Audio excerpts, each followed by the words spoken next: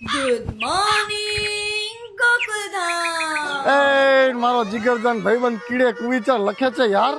આ મારા ભાઈલાન જોઉં મારો દિવસ સુધરી જાય યાર. હાય હાય મારા જીગરજાન ભાઈબંધ જેઠિયા હાય હાય. શું કે કીડે?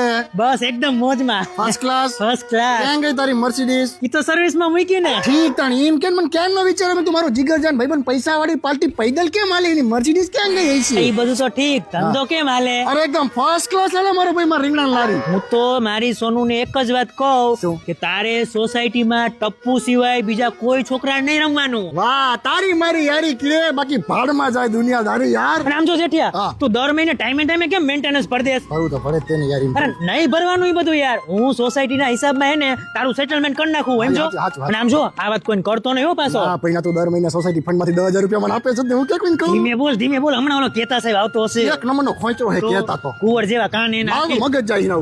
આવ્યો